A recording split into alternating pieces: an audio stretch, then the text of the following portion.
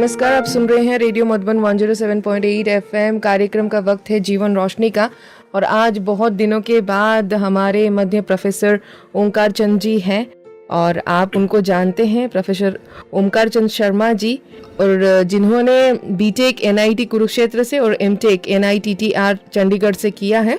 लगभग 11 वर्षों तक आपने एनआईटी कुरुक्षेत्र और पंजाब टेक्निकल यूनिवर्सिटी में प्रोफेसर के रूप में सेवा दी और अनेक शोध पत्र राष्ट्रीय एवं अंतर्राष्ट्रीय जर्नल्स में प्रकाशित भी हुए आपके। तो सन 2014 में आपने मानव कल्याण की भावना से अपनी उच्च पदस्थ नौकरी छोड़ दी और ब्रह्मा कुमारी संस्थान में पूर्णकालिक सेवाधारी बनकर समाज उत्थान का कार्य आरंभ किया। तो आपने लगभग 100 से अधिक मेडिटेशन शिविर और 700 से अधिक प्रेरणादायी व्याख्यान आप दे चुके हैं। संसद भवन, रेलवे, एयरफोर्स, आर्मी, प्रमुख उद्योग और विश्वविद्यालय और अनेक संस्थाओं में भी, और साथ ही साथ आप हमारे रेडियो मधुबन में भी कई बार हमारे श्रोताओं को आपने प्रेरणा दी है, मार्गदर्शन दिया है। तो आज एक ऐसे विषय हम लेकर के आए हैं जो है उदारता। और कई बार अगर हम उदार व्यक्तित्व के धनी होते हैं तो लोग बोलते हैं कि आप बहुत सेंसिटिव हो या फिर आप बहुत सरल हो, आपको लोग ठग सकते हैं। क्या ये सही है या नहीं है, या उदारता का क्या और परिभाषा है? तो आइए आज हम अपने एक्सपर्ट से जानते हैं। सर, आपका बहुत बहुत स्वागत है आज के कार्यक्रम में। नमस्कार, ओम शांति। नमस्ते, ओम शांति। तो आप हमें बताएं कि जेनरसिटी या उदारता, ये आप कैसे समझते हैं? उदारता एक बहुत ही महान दैवी गुण है जो अनेक गुणों की जननी है। जितनी भी वैल्यूज़ हैं, उन वैल्यूज़ के पीछे अगर हम जाएं तो जो व्यक्ति उदार चित्त होता है उनके अंदर वो सारे के सारे दिव्य गुण ऑटोमेटिकली आ जाते हैं। चाहे वो देने का भाव हो, चाहे वो सेवा का भाव हो, चाहे वो किसी को माफ़ करने की वृत्ति हो, दूसरों के भला करने की वृत्ति हो, ये सारे के सारे गुण उदार व्यक्ति के अंदर आ जाते हैं। जब हम उदारता का वर्णन करते हैं तो मुझे उपनिषदों का वो श्लोक याद आ जाता है जो कहता है, अयम निजा परोवेति गन्ना लघु चेत साम। है ना, बहुत अच्छा। अयम, ये मेरा है, ये पराया है, ये सोचना बहुत छोटे लोगों का काम है। उदार चरितनाम तू वसुधैव कुटुम्बकम। ओके। उदार चरित्र वाला व्यक्ति वो है जो सारी वसुधा को अपना परिवार, सारी धरती को अपना समझता है, जो किसी को अपना या पराया नहीं मानता, वही उदार वृत्ति है। मतलब सिर्फ अपने लोगों को नहीं, लेकिन सबके लिए, ना केवल अपने लिए, ना केवल अपने परिवार के लिए, ना अपने कुछ लिमिटेड जान पहचान के लोगों के लिए, बल्कि जो सारी मानवता को, सबको अपना मानता है, अपने परिवार का हिस्सा मानता है। इंसान तो इंसान, यहाँ तक कि प्रकृति को भी अपने परिवार का हिस्सा मानता है, पशु पक्षियों को भी अपने परिवार का अपना मानता है, वो व्यक्ति उदार चित्त है। अगर उदार चित्त का एक विलोम शब्द हम ढूंढें तो उसको कहते हैं अनुदारता। उदारता और अनुदारता। अनुदारता का मतलब है कि अपनी ही बात को, मतलब जो सेल्फिश को, अपने ही स्वार्थ को हमेशा ऊपर रखना, अपनी रुचि को, अपनी इच्छाओं को, अपने मान्यताओं को दूसरों के ऊपर थोपना, दूसरों को अपने ही पैमाने से नापना, ये सब अनुदारिता है। और इसके विपरीत जो व्यक्ति देने का भाव रखता है, और देना भी बिना किसी शर्त के, बिना किसी अहंकार के, बिना किसी कंडीशन के और बिना किसी एक्सपेक्टेशन के किसी को देने का भाव रखना, वो उदारता है। उदारता है, ओके। अगर हम एक और शब्द में कहें तो ब्रॉड माइंडेडनेस। ब्रॉड माइंडेड मतलब ओपन माइंडेड है, जिसका एटीट्यूड ओपन है, टॉलरेंट है दूसरे के बिहेवियर के लिए, दूसरे के बिलीफ के लिए, दूसरे की मान्यताओं के लिए। कोई जज ना करे किसी और को। किसी को जजमेंटल नहीं होगा। वो दूसरों के विचारों के लिए हमेशा टॉलरेंट रहेगा, दूसरों की मान्यताओं के लिए भी सहनशील रहेगा, उनको ओपन रहेगा। Open and tolerant attitude towards others' ideas, others' thoughts, others' beliefs and their behavior. इसको generosity हम इंग्लिश में कह सकते हैं। ओके, लेकिन आजकल तो इनटॉलरेंस एक शब्द चला है। कहते हैं कि हमें नहीं सहन करना है, आवाज़ उठाना है। तो ये दोनों तो ऑपोजिट है फिर। नहीं, अपनी बात रखना अलग चीज़ है। अगर आपके साथ इनजस्टिस हो रहा है, आपके साथ आपको अपना हक लेना है, अपनी बात रखी जा सकती है तरीके से, लेकिन उसके लिए वो चीज़ें अपनाना कि आपके साथ तो अन्याय हो रहा है, अब आप किसी अपने अन्याय को दूर करने के लिए किसी और के साथ अन्याय कर रहे हो। आपकी बात मानी नहीं गई तो आपने सड़क जाम करके लोगों की गाड़ियां रोक दी, तो आपको तो जस्टिस मिल नहीं रहा। आप अपना न्याय पाने के लिए जो लोग घर से निकले हैं आप उनके साथ अन्याय कर रहे हैं, उनको जाने नहीं दे रहे हैं। आपने रेलवे रोक दी, आपने जाम लगा दिया, या आपने कुछ भी किया। हम अपना हक के लिए बात करें, लेकिन दूसरों के हक छीन कर हम कहें कि अब हम अपना हक लेंगे, वो गलत है। सही बात। मान लीजिए अगर मुझे उदार बनने से नुकसान हुआ है, फिर मैं भी क्या उदार बना रहूं? अगर हाँ तो क्यों और कैसे? हाँ, उदारता का मतलब है दूसरे को फायदा पहुंचाना।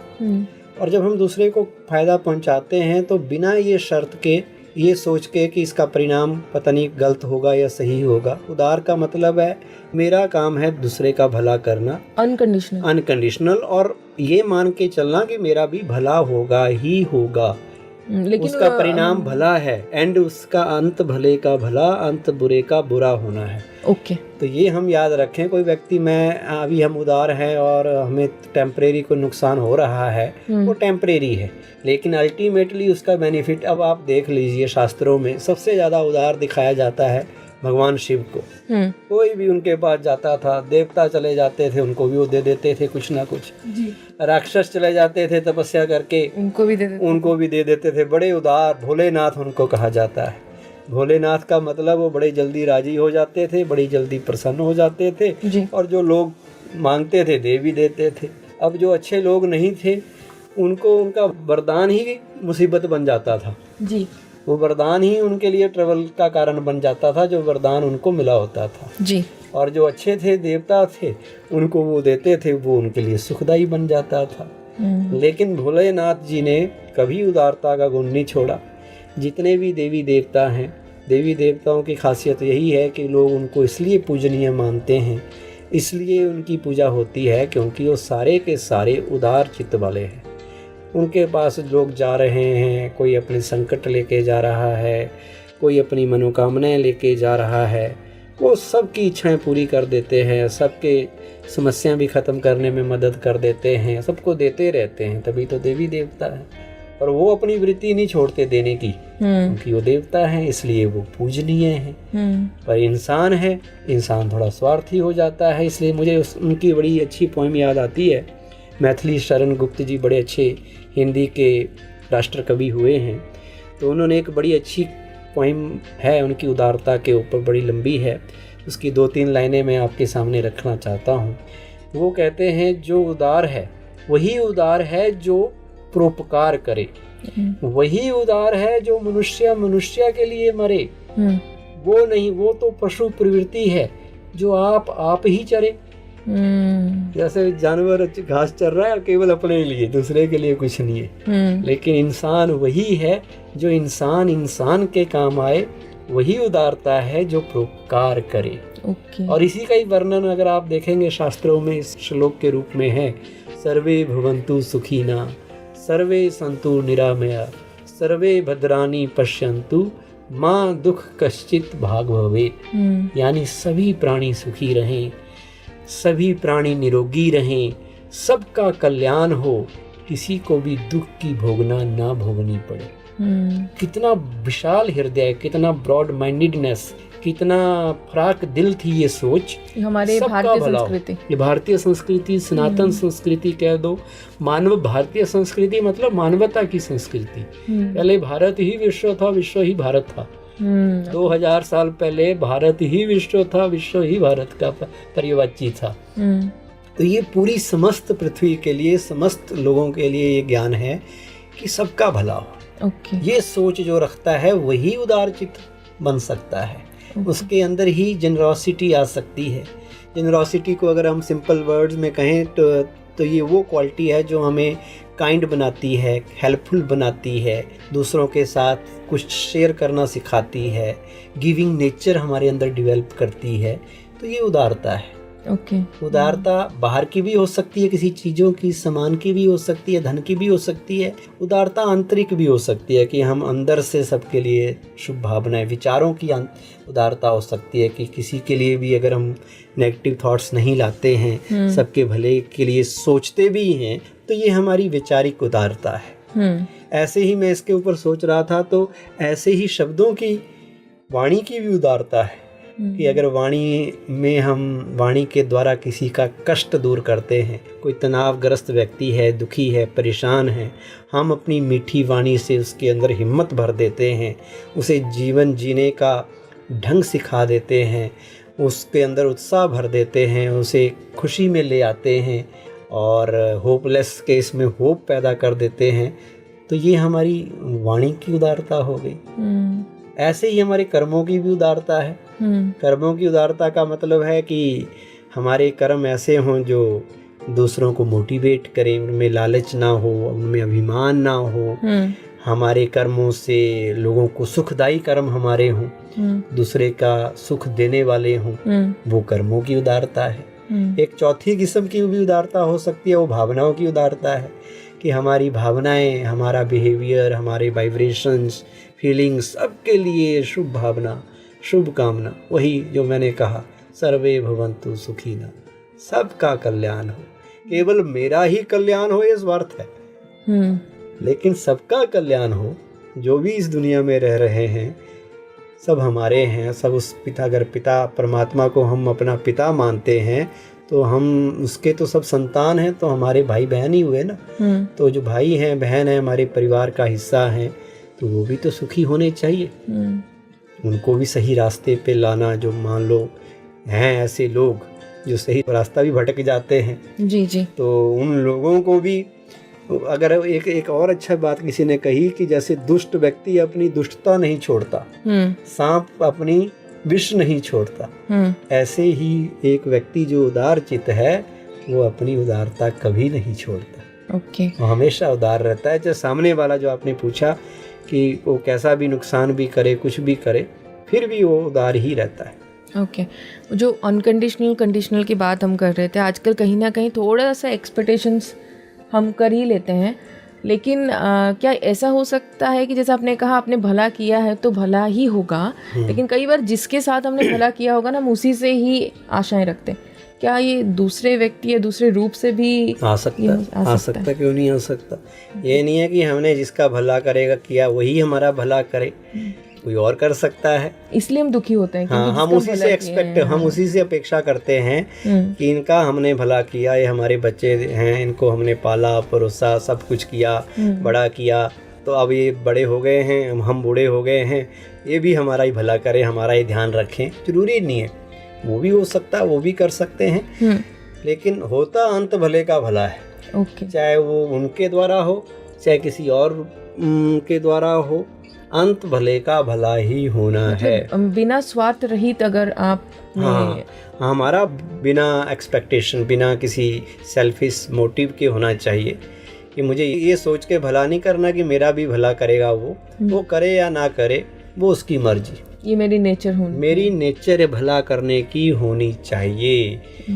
मेरा कहते Karma is itself a reward. हमारे बहुत ही सीनियर ब्रह्मा कुमार राजयोगी जगदीश भाई हुए हैं, जो हमारी सभी लिटरेचर के, सभी मैगजीन्स के चीफ एडिटर रहे, तो वो कहा करते थे कि कर्मा इज इटसेल्फ रिवार्ड। आपने अच्छा काम किया तो आप उसका रिवार्ड ये ना ढूंढोगी लोग आपको थैंक यू कहें, लोग आपको अप्रिशिएट करें, लोग आपका भी भला करें अच्छे काम के लिए, नहीं। Karma is itself reward. कैसे रिवार्ड है?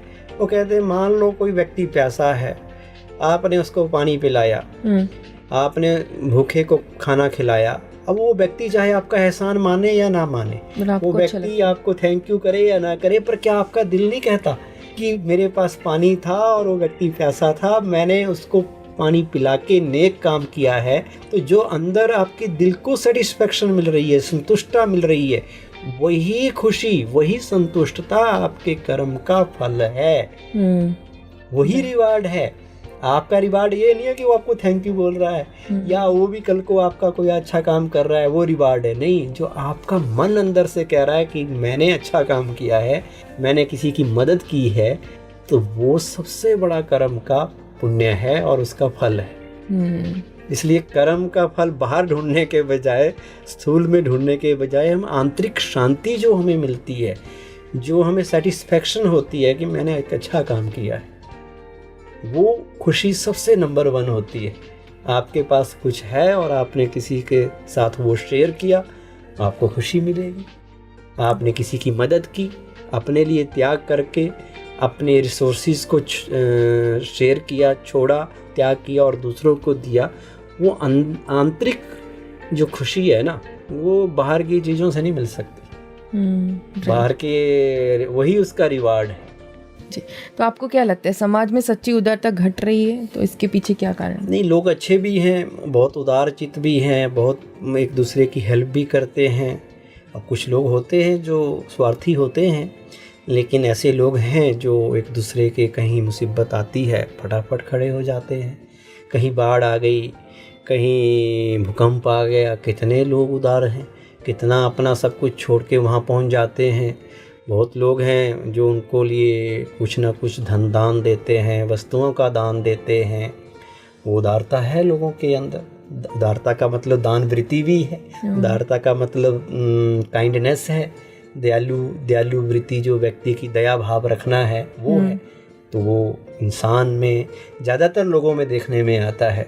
कुछ एक हो जाते हैं जो रास्ता भटक जाते हैं, लेकिन ज़्यादातर लोग मैंने देखे हैं, आप सभी एक दूसरे के कहीं ना कहीं किसी न किसी रूप में उदारता दिखाते हैं। ओके, मतलब उदारता सिर्फ केवल दान देना है या फिर दूसरों को अवसर देना भी होता है? हाँ, वो भी उदारता है। किसी न किसी रूप से किसी की मदद करना, किसी को रास्ता दिखा देना, राहत किसी की एजुकेशन राहत दे देना, किसी को अवसर प्रदान करना, किसी को अच्छी एजुकेशन दिला देना, किसी को मेडिकल एड की ज़रूरत है वो दे देना, ये सब उदारता है। उदारता का मतलब जो व्यक्ति विशाल हृदय वाला है, दरिया दिल है जिसका, फ्राक दिल, सबको अपना मानता है, छोटी सोच नहीं है जिसकी, जो सबके लिए बड़ी सोच रखता है, सबका भला, सबका कल्याण, वो उदार है। इसमें तो फायदा ही फायदा है, अपना भी फायदा है, दूसरे का भी फायदा है। लेकिन राजनीति में ये संभव है क्या? राजनीति में भी संभव है, क्यों नहीं है। राजनीति में भी उदारता का एग्जाम्पल मैं कल ही आपको बता देता हूँ कि कोई व्यक्ति किसी का वैचारिक रूप से विरोधी हो सकता है। कल एक न्यूज़ आई कि president of United states mister Trump और न्यूयॉर्क के जो मेयर बने हैं अभी, उन दोनों की मुलाकात होती है। लेकिन मुलाकात कब होती है? पिछले हफ्ते उसका इलेक्शन था न्यूयॉर्क के मेयर का, तो जो जीता वो दूसरी पार्टी का था और उसका विरोधी था ट्रंप जी का। तो ट्रंप जी ने ओपनली उसका विरोध किया था कि इसको जिताएंगे, ये न्यूयॉर्क को ख़राब कर देगा, ये कर देगा, वो कर देगा। और उसने भी उनको कहा था, तो काफ़ी उनमें विरोध था, ओपनली था जी। लेकिन अब इलेक्शन हो गए तो सब कुछ ठीक हो गया, वो जीत गया।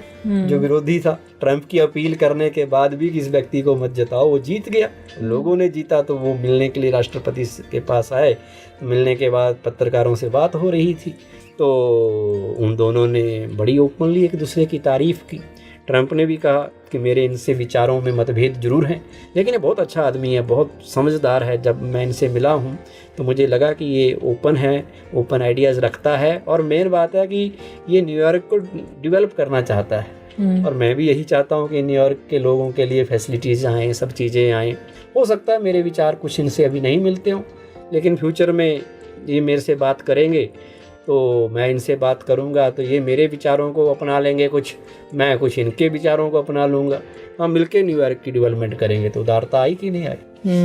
जब तक उन्होंने वोट लेने थे तो एक दूसरे को क्रिटिसाइज भी कर रहे थे, लेकिन अब जब जीत के आगे वो एज ए प्रेसिडेंट हैं और वो एक मेयर हैं जी, तो एक म्यूचुअल कोऑपरेशन के साथ ही उनको अगर वो चलते हैं तो वहाँ के लोगों का फायदा होगा। नहीं तो पहले तो वो कह रहे थे मैं फंड रोक दूंगा, अगर इनको जिताया आपने मैं न्यूयॉर्क को कोई फंड नहीं दूंगा। लेकिन वो कहने की बातें थी। अब उसने थोड़ा जनरोसिटी दिखाई प्रेसिडेंट ने, और उधर से भी उन्होंने भी दिखाई। तो दोनों मिले और आपस के जो भी मतभेद थे विचारों में, जो भी था, कहते या तो ये मेरी बात समझ लेंगे या मैं इनकी बात समझ लूँगा, कुछ ना कुछ हो जाएगा। जी, तो आप ये कह रहे हैं कि अनुशासन और उदारता में टकराव कई बार हो सकता है और कई बार नहीं भी हो सकता है अगर हम उदार दिल हैं तो। अनुशासन भी एक चीज़ है, डिसिप्लिन लाइफ में होता है, सिस्टम में भी डिसिप्लिन रखना पड़ता है, पर कई बार आदमी को फ्लेक्सिबल भी होना पड़ता है, थोड़ा सा चेंज भी होना पड़ता है सरकमस्टेंसेस के हिसाब से। आप एक ही लाइन लेके पकड़ के बैठ नहीं सकते, रिजिड नहीं हो सकते। हाँ, रिजिड नहीं हो सकते। आपको उदारता दिखानी पड़ती है कई बार, आउट ऑफ कॉन्टेक्स्ट जाके, लकीर को क्रॉस करके भी उदार बनना पड़ता है किसी के भले के लिए। तो उसके लिए एक्सेप्टेंस जरूरी है आपको लगता है? सबसे पहले तो एक्सेप्टेंस, ओपन माइंडेडनेस, और दूसरे को एक्सेप्ट करना कि वो जो है जैसा है अपनी जगह सही है, मुझे उसे एक्सेप्ट करना है, उसके थॉट्स को एक्सेप्ट, उसके आइडियाज़ को एक्सेप्ट, उसकी बिलीफ सिस्टम, बिहेवियर जो भी है। डिफरेंसेस तो होंगे ही होंगे दुनिया में, एक जैसी दुनिया होती नहीं है, ये तो पक्का इंसान को मान लेना चाहिए। क्योंकि परिवार में ही सारे सदस्य एक जैसे नहीं, कहीं पर भी नहीं है। हमारी ये 5 उंगलियां एक जैसी नहीं दे रखी भगवान ने, ये भी अलग अलग है। हमारी शक्ल सूरत भी एक जैसी नहीं है जी। जो जुड़वा भी पैदा हो जाए उनकी भी शक्ल एक जैसी नहीं होती। लोग कहते हैं ये ट्विंस हैं, वो एक जैसे दिखेंगे, अलग अलग। जब उनको इकट्ठे करो तो समझ आ जाएगा कि दोनों में थोड़ा अंतर है, थोड़ा अंतर कुछ ना कुछ है। तो ये वैरायटी तो है इस दुनिया में, तो इसे एक्सेप्ट करना ही समझदारी है। और जो इस वैरायटी को एक्सेप्ट नहीं करता वो खुद भी परेशान रहता है, वो दूसरों को भी परेशान करता है। वो सोचता सारी दुनिया मेरी जैसी हो जाए, सब एक जैसे हो जाएं, सब दुनिया में एक ही चीज़ हो, पॉसिबल नहीं होता। वैरायटी ब्यूटी है इस वर्ड की। ये लाइन, मैं तो इस टैग लाइन को मानता हूँ कि वैरायटी इज़ द ब्यूटी। कुछ लोग होंगे जो लेफ़्ट के विचार के होंगे, कुछ राइट विंग के होंगे जी, कुछ मिडिल विंग के होंगे जी, सब तरह के चाहिए। जी जी बिल्कुल। कई बार देखा जाता है कोई भी वैल्यू हो, कोई भी मूल्य हो, या कैसे भी आप अच्छा ही अपना कर चल रहे हो, तो ये कभी कभी नुकसान भी देती है। ऐसा लोगों का कहना है कि 2 साइड्स है कॉइन के। तो क्या उदारता भी कभी कभी नुकसान पहुंचाती है हमें? अगर हाँ तो कैसे? जैसा मैंने पहले कहा कि कोई भी दिव्य गुण एंड में हमें नुकसान नहीं पहुंचाएगा। हाँ, उसका टेस्ट ज़रूर होता है बीच बीच में, क्योंकि अगर थोड़ी देर के लिए हमें लगेगा कि मेरा ये देने का भाव कहीं मुझे ही नुकसान तो नहीं दे रहा, पर हम मन में ये बिठाएं, अपने को भी सिखाएं कि अंत का भले का भला होना है, नुकसान नहीं होना है। अगर हम सच्चाई के रास्ते पे हैं, चलना मुश्किल हो जाएगा, तलवार पे चलने जैसा माना जाता है जी। ऐसे हर एक डिवाइन वैल्यूज़ की हाल है। आप ऑनेस्टी को ले लो, आप कहेंगे जी ऑनेस्ट बन के नुकसान हो रहा है, नहीं नहीं, वो टेम्परेरी आपको लग रहा है। अल्टीमेटली सच बोलने वाले की ही जीत होगी, अल्टीमेटली उदार व्यक्ति ही, और ऐसे भी जनता भी, लोग भी उसी को मानते हैं, अच्छा मानते हैं जो परोपकार करता है, किसी का भला करता है। राजनेताओं में भी कौन लोग कामयाब होते हैं? जो सच्चे दिल से दूसरों के लिए कुछ करते हैं, जो अपने वादा पूरा करते हैं, अपना वादा पूरा करते हैं, ऑनेस्टी से चलते हैं और पब्लिक के भले के लिए योजनाएं बनाते हैं जी, वही होते हैं ना। तो इसलिए उदार होना तो बहुत अच्छा गुण माना जाता है। देने का भाव रखना, लोकहित के लिए कार्य करना, लोकहित को प्रायोरिटी देना, तो ये बड़ा अच्छी वैल्यू है जी। कोई भी मूल्य हो, उदारता हो, जैसे आपने ऑनेस्टी की बात कही, या फिर हम और भी चीज़ें ले लेते हैं, एक्सेप्टेंस हो, या फिर क्षमा करना दूसरे को, तो ये सारे जो वैल्यूज़ हैं, मूल्य हैं, तो कई बार हम अगर मूल्यवान हैं या हमारे अंदर बहुत सारे वैल्यूज़ हैं ना, तो हमें इच्छा होती है कि हम थोड़ा प्रसिद्ध हो जाए, लोग हमें जाने कि हम कितना उदार है, लोग थोड़ा देखें हमें। तो ये जब इच्छा वृत्ति है तो क्या हम कामयाब हो पाते हैं? ये थोड़ा उदारता में मिक्सचरिटी डालने वाली बात है जी। उदार व्यक्ति देगा, लेकिन वो ऐसा नहीं देगा कि मेरा नाम हो जाए, क्योंकि हम कुछ दान देते हैं भी तो तब भी अपना नाम तो लिखते हैं ना, मंदिरों में देते हैं। ये बड़ी छोटी सोच है, कच्चा फल खाने वाली बात है कि हमने अच्छा काम किया और उस अच्छे काम का फल भी हम तुरंत चाहते हैं। लोग हमें कहें कि ये बड़ा दानी है, बड़ा पैसे वाला व्यक्ति है, भाई ये बड़ा बड़ा आदमी है, ये कहलाना, ये इसके लिए प्रसिद्धि करना, वो उसका कच्चा फल खाने वाली बात है। हमने अच्छा काम किया पर अभी फल पका ही नहीं है, तो एक छोटी सोच है। उदार व्यक्ति कभी भी इन चीज़ों की इच्छाओं से परे होके मिलेंगी, अपने आप मिलेंगी, लेकिन वो इच्छा नहीं रखेगा। वो कहेगा मिले तो भी ठीक, ना मिले तो भी ठीक। मैंने इसलिए किसी को पानी नहीं पिलाना है कि लोग कहें कि ये बड़ा प्याऊ लगाए हैं इस बंदे ने, इसने लोगों को खाना खिलाता है, लंगर लगा रखा है, भंडारा लगा रखा है, लोग मेरी महिमा करें, नहीं। मेरा उद्देश्य है मुझे दूसरों का बेनिफिट देना है, दूसरों के कष्ट कम करने में योगदान देना है, दूसरों की टेंशन को रिमूव करना है, ना कि इसके लिए मेरी एप्रिसिएशन हो। ये बड़ी छोटी सोच है। जी बिल्कुल। तो मैं आपसे जानना चाहूँगी कि हम अपने प्रति उदार कैसे हो सकते हैं, क्योंकि पहले अपने प्रति उदार होंगे तभी शायद हम दूसरों की हेल्प कर सकते हैं। बहुत अच्छा क्वेश्चन आपने पूछा है कि अपने लिए भी उदार होना मतलब अपना भी भला करना, अपने लिए भी अच्छे भाव लाना। अपना भला करने के लिए सबसे पहले तो ये है कि हम अपने चिंतन को अच्छा बना लें। अपने लिए भला करने का मतलब है कि हम अपने आप को बेस्ट वर्जन बनाएं अपना।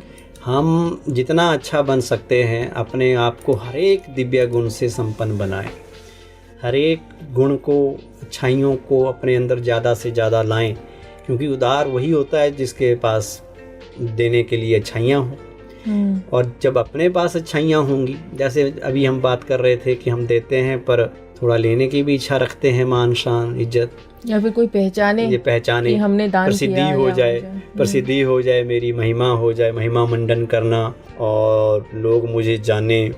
तो वो भी इसलिए हो रहा है क्योंकि अभी हम अपने लिए उतने उदार नहीं हुए। जिस दिन हम अपने लिए उदार हो जाएंगे, हम कहेंगे इन बातों में क्या रखा है, हमें तो बस नेक काम करने हैं, नेकी कर दरिया में डाल। ये नहीं कि नेकी कर फेसबुक पे डाल, नेकी कर व्हाट्सएप पे डाल, नेकी कर ऐसे सुना के लोगों को कि जी मैं ये थोड़ा करना चाहिए ताकि लोग मोटिवेट हो, कि नहीं? अगर मोटिवेट करने के लक्ष्य से थोड़ा बहुत कर रहे हैं फिर अच्छा भी है, पर लक्ष्य ये नहीं होता। ज़्यादातर लोगों का लक्ष्य यही है कि लोग हमें पहचाने, एक पौधा लगाओ और एक थोड़ा सा किया और उसका फ़ोटो खिंचा के सब तक बता दिया, जी देखो हमने ट्री प्लांटेशन की, हमने पौधे लगा दिए, हमने झाड़ू पकड़ के फ़ोटो खिंचा के आ गए, हमने जी पूरा नगर साफ़ कर दिया। फिर करके दिखाओ ना, फ़ोटो तो आपके अपने आप ले लेगी पब्लिक, आपको लेने की ज़रूरत ही नहीं पड़ेगी। आप पूरी सड़क साफ़ करके दिखा दो, राइट, हाथ लगाने के बजाय पूरी करके आओ ना एक्चुअल में। फिर तो लोग आपको खुद ही समझ जाएंगे कि ये बंदा काम वाला है, नाम वाला नहीं है। राइट। आपको कहने की जरूरत ही नहीं पड़ेगी कि मैं झाड़ू लगा के आया हूँ। अब घर में झाड़ू लगाते हैं तो हम बताते हैं, हम फोटो खिंचाते हैं। अब बाहर लगा लिया तो फिर फोटो खिंचाने की जरूरत क्या है, हमें जरूरत नहीं है। दूसरा कोई ले रहा है और दूसरों को बता रहा है इन्होंने किया, वो कर सकता है। तो हम खुद ही अपनी तारीफ कराना, अपना महिमा मंडन कराना, ये थोड़ी सी उदारता में कमी की निशानी है। जी, फिर से मैं लौटूंगी जो अपने आप के लिए उदारता, इस क्वेश्चन के ऊपर आपको क्या लगता है कि कहाँ हमें अपने आप को उदार चित हो करके एक्सेप्ट करना चाहिए? तो लेते हैं एक छोटा सा ब्रेक। अगर आपके मन में कोई सवाल है तो आप हमें 94 14 15 14 15 पर व्हाट्सएप करें या फिर फ़ोन कर सकते हैं।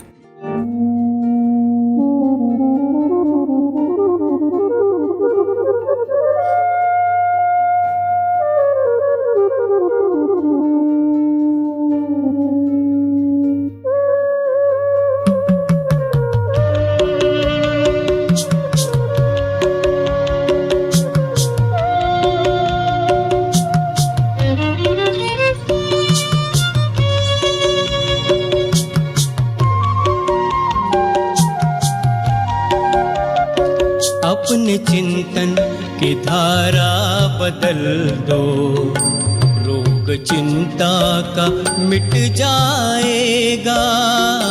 कर तपस्या करो याद शिव को, दिल को आराम मिल जाएगा। अपने चिंतन की धारा बदल दो, रोग चिंता का मिट जाएगा, अपने चिंतन की धारा बदल दो।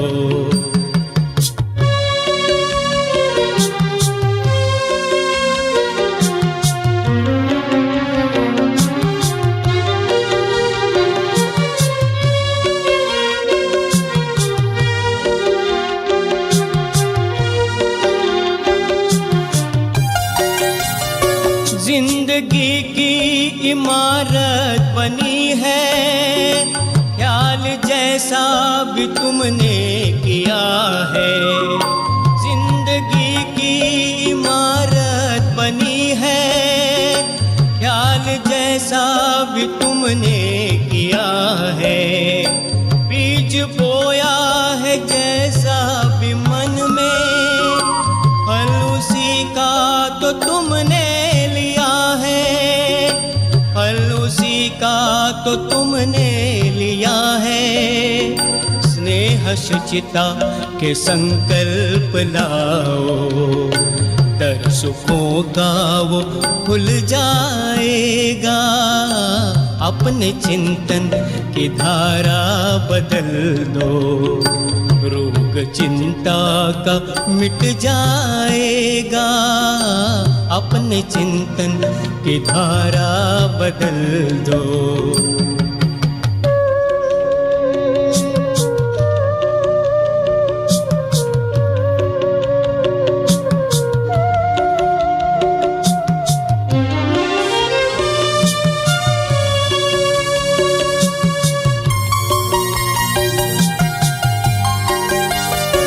जैसा सोचोगे वैसा बनोगे, बोल और कर्म बदलेंगे सारे।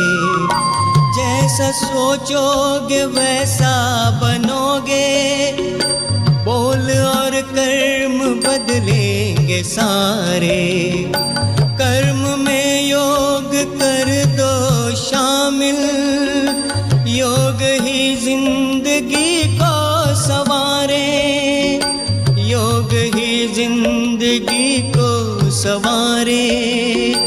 अपनी वाणी से अमृत लुटाओ, बोल वरदानी बन जाएगा, अपने चिंतन की धारा बदल दो, रोग चिंता का मिट जाएगा, अपने चिंतन की धारा बदल दो।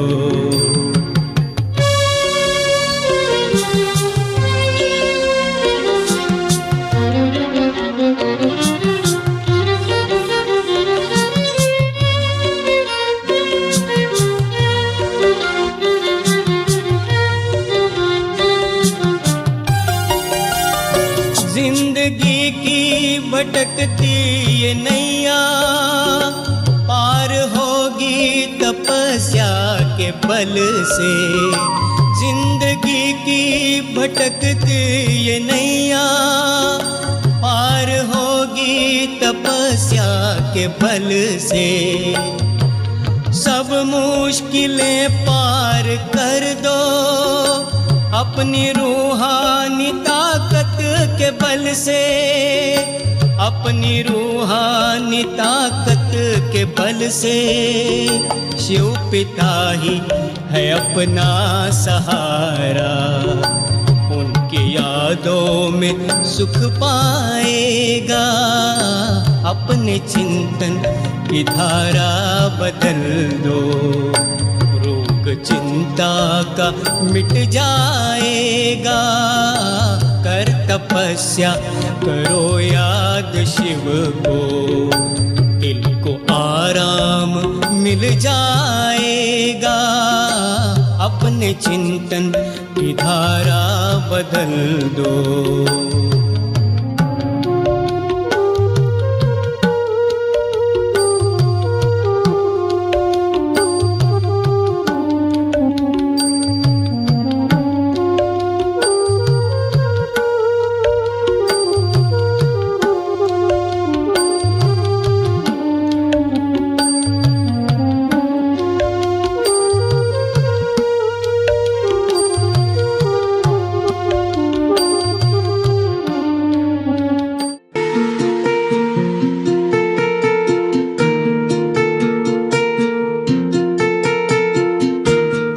का स्वागत है रेडियो मधुबन 107.8 FM और आज जीवन रोशनी कार्यक्रम के अंतर्गत हमारे मध्य हैं प्रोफेसर ओंकार चंद जी और हम बात कर रहे जेनरोसिटी के बारे में, यानी कि उदारता के बारे में।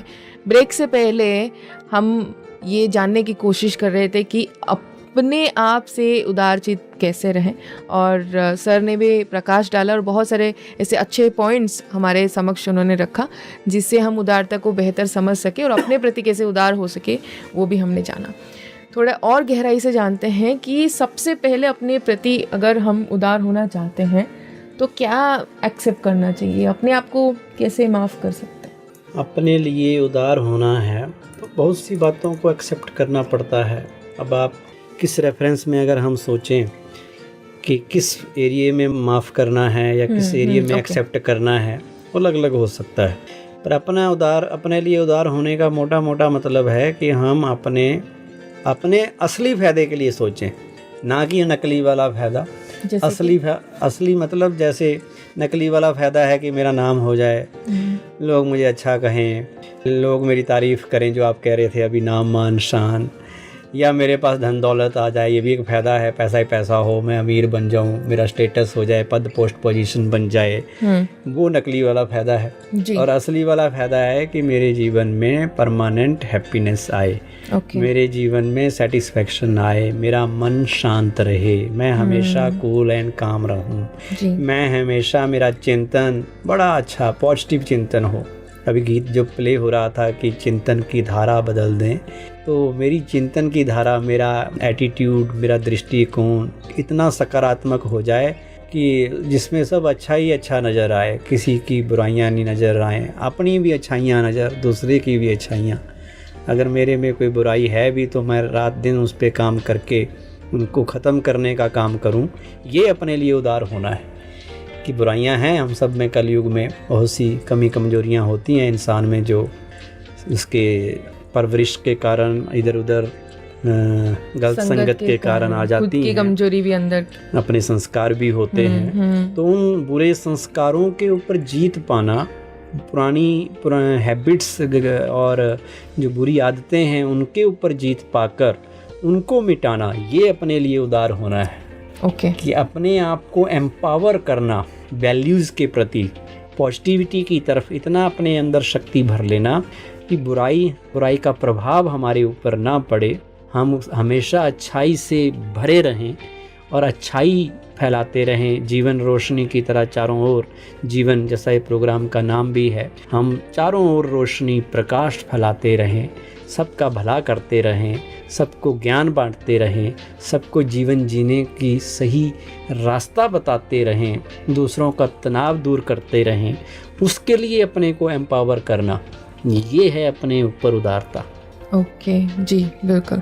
तो अपने ऊपर उदारता अगर हम रखते हैं और उदारचित होकर के अपने आप को अपनाते हैं, तो जैसे आपने कहा सही तरीके से अपनाते हैं, तो फिर बाकी जो चीज़ें हमने डिस्कशंस किए कि राजनीति में, जीवन में, दूसरों के प्रति या क्या उदार भाव होना चाहिए, कैसे होना चाहिए, वो सब ऑटोमेटिकली आ जाएगा, कर सकते हैं। जी, बस अपना असली भला, हम कहते हैं हम स्वार्थी हैं, स्वार्थी भी वही बन सकता है जो स्व अर्थ काम किया जाए, वो स्वार्थी। पर स्व है क्या? एक है स्व, मैं बॉडी हूँ, जो भी मेरी पहचान नकली वाली है कि मैं शरीर हूँ, देह हूँ, और असली स्व है आत्मिक पहचान। आत्मा की उन्नति के लिए अगर हम करेंगे तभी हम कुछ स्वार्थी भी बन पाएंगे, असली स्वार्थी भी तभी बन पाएंगे। जी, इसका एक नया अर्थ हमने जाना कि स्वर्थ, अपने अर्थ, अपनी रियल आइडेंटिटी के अर्थ, ना कि वो नकली वाली पहचान जो हमने बना रखी है। जी, और आपको क्या लगता है ईश्वर के प्रति, प्रकृति के प्रति हम कैसे उदार भाव व्यक्त कर सकते? ईश्वर का धन्यवाद करें, इतना सुंदर जीवन दिया है, इतनी सारी चीज़ें उसने हमें दी हैं। और प्रकृति का भी धन्यवाद करें, क्योंकि प्रकृति भी ईश्वर का रूप लोग इसलिए मानते हैं कि प्रकृति भी बहुत कुछ देती है हमें। अब बताओ, सूरज ही ना आए दुनिया ख़त्म हो जाए, चाँद ही ना आए तो भी ठीक नहीं है, पानी ना हो, कितनी चीज़ें हैं जो इंसान की सेवा के लिए 24 घंटे हाजिर हैं प्रकृति की। जी, तो और अनलिमिटेड हैं जी, जितना लेना चाहो ले सकते हैं। तो उसको प्रॉपर वे में यूज़ करना, मिसयूज ना करके प्रॉपर वे में यूज़ करना, ये प्रकृति के प्रति हमारी उदारता है। तो रक्षक बनना, उसके भक्षक नहीं बनना। जंगल काटना भक्षक हो गया, जंगल लगाना, पेड़ लगाना उसकी रक्षा करना हो गया। ओके, लेकिन आजकल हम ज़्यादा अपने स्वार्थ के लिए उसको अत्यधिक उसका दोहन करते हैं जी। वो उसके लिए उदारता नहीं है हमारी। उदारता का मतलब प्रकृति के साधनों को जितना ज़रूरत है उतना यूज़ करना, बाकी मिसयूज ना करना। जी बिल्कुल, उदारता के बारे में बहुत सारी बातें हैं करने के लिए, लेकिन अभी वक्त हो गया अलविदा कहने का। तो आपसे जानना चाहेंगे कि जब हम उदार होते हैं या उदारता को अपनाते हैं तो और कौन कौन से मूल्य हैं जो ऑटोमेटिक हम अपना लेते हैं? देखो जी, उदारता का फाउंडेशन पहले बताता हूँ, फिर बताता हूँ इसे निकलेगा क्या। उदारता तब आएगी जब हमारा सबके प्रति सच्चे हृदय से प्रेम होगा। ओके, प्रेम। उदारता का फाउंडेशन प्रेम है, और प्रेम भी स्वार्थ वाला नहीं जैसा आजकल लोगों का है कि जी कुछ मतलब है तो उनसे प्यार है। नहीं, निस्वार्थ प्यार, सबसे प्यार। मतलब अगर स्वार्थ है या काम है तो प्यार से बात करते हैं, हाँ, फिर बाद में नहीं। रिलेशन ही नकली प्यार पे डिपेंडेंट हो गए। मतलब कुछ मिलेगा तो प्यार है, नहीं है तो कुछ भी नहीं है। पर उदारता तभी आएगी जब हृदय से सबके प्रति प्रेम भाव हो। सब मेरे हैं, सब अपने हैं, सबका भला होना चाहिए। तो ये डिफिकल्ट है ना आज की? कुछ भी नहीं है डिफिकल्ट, बस मन को एक कमांड देनी है बीच बीच में, सबका भला हो, सब सुखी हों, सब निरोगी बने, सब टेंशन फ्री रहें। तो कितने सब मेरे अपने हैं, होगा? बीच बीच में याद दिलाते रहो सारा दिन। जब भी हमें वो स्वार्थ वाला भावना आ जाती है, क्योंकि हम तो आदत से मजबूर हैं। तो एक मिनट भगवान को याद करके कि वो हमारा पिता है, ये सब उसके बच्चे हैं, सब मेरे भाई बहनें हैं, सब हमारे बेहद परिवार का हिस्सा हैं, सबका मुझे अच्छा सोचना है, कोई पराया है ही नहीं, सभी हमारे हैं। तो वो भाव बार बार मन में रिवाइज करना है। सर्वे भवन्तु सुखिनः सर्वे सन्तु निरामया, तो प्रेम अपने आप आने लग जाएगा जी। और उस परमात्मा की संतान समझेंगे तो प्रेम आएगा। और जब उदारता, प्रेम से उदारता आएगी, जब उदारता आएगी तो हमें क्या क्या आएगा, जो आपने प्रश्न किया वो है फिर हमारे अंदर ऑटोमेटिकली देने का भाव, दान वृत्ति, करुणा भाव, दया वृत्ति और क्षमा भाव, सेवा भाव, दूसरों की सेवा करना, मदद करना, ये सारे ऑटोमेटिकली उसकी उपज है। जी जी, बस हमने उदारता लानी है और उदारता के लिए प्रेम पैदा करना है। ओके, तो सिंपल सा फार्मूला है। प्रेम है जिसको हम बेहद के रूप में देखते हैं, या कोई भी कंडीशन ना हो, अनकंडीशनल हो, तो उसके लिए हमें बीच बीच में अपने आप को याद दिलाते रहना है, सब हमारे हैं, सब हमारे हैं। लेकिन सतर्क भी रहना ज़रूरी है। सतर्क तो क्या रहे, हम अच्छे होंगे तो दूसरा भी अच्छा हो ही जाएगा हमारे लिए। कई बार हमें ऐसा लगता है कि शायद हम अच्छे हैं तो लोग हमारे मिसयूज़ करते हैं। नहीं करेंगे, मिसयूज उसी का होता है जो यूजेबल होता है, जिसमें कोई क्वालिटी ही नहीं है उसका क्या ही मिसयूज करेंगे। हमें अंदर हम यूजफुल हैं इसलिए तो यूज कर रहे हैं या मिसयूज कर रहे हैं। हम यूजफुल हैं, उपयोगी हैं, कुछ तो हुनर है हमें, तभी तो हमारा कुछ यूज मिसयूज हो रहा है। तो अच्छी बात है, दूसरा कुछ भी करे, मेरे अंदर तो क्वालिटी है, एटलीस्ट ये इतना मैसेज देता है कि आई एम यूजफुल।